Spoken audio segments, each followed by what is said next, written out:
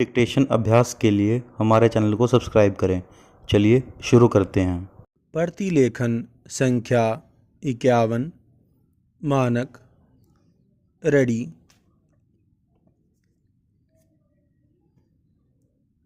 Start.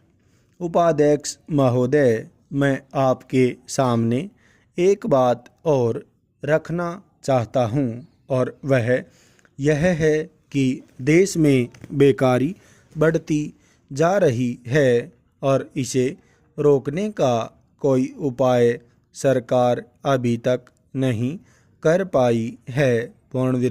सरकार अपने दूसरे कार्यों में ऐसी उलझी रहती है कि उसे इस ओर ध्यान देने का समय ही नहीं है।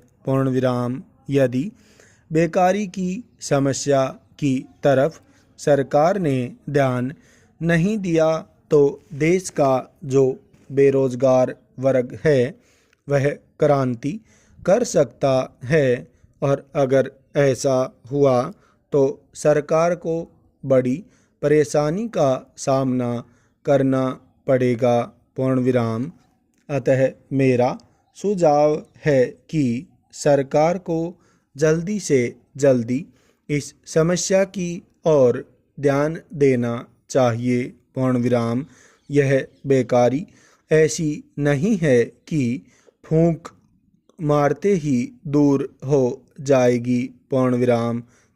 इसके लिए सरकार को योजनाबद्ध तरीके से काम करना पड़ेगा।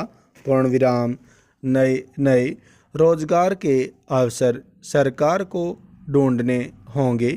पढ़ाई के ढांचे में परिवर्तन करना पड़ेगा तथा कुटीर उद्योगों की ओर बढ़ावा देना होगा।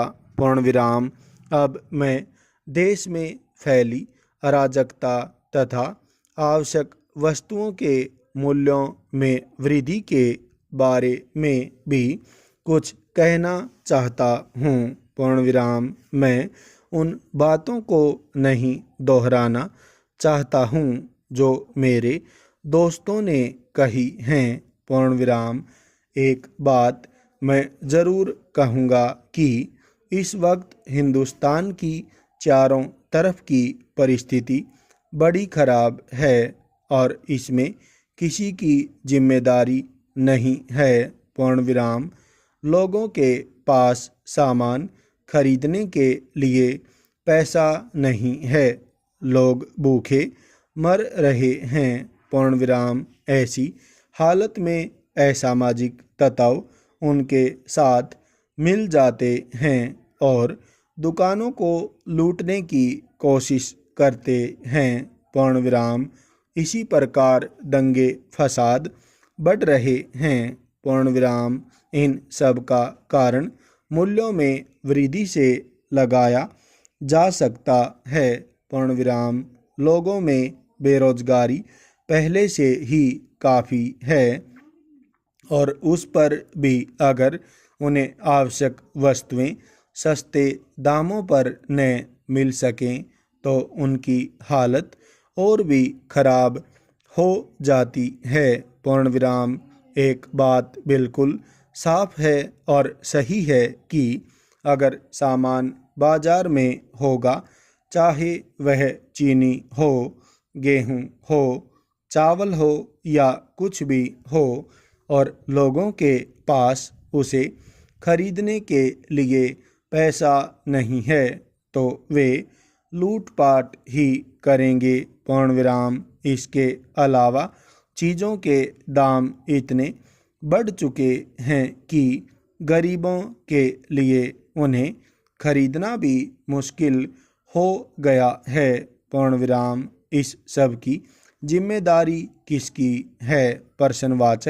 क्या उस गरीब की है या राजनीतिक दलों की है?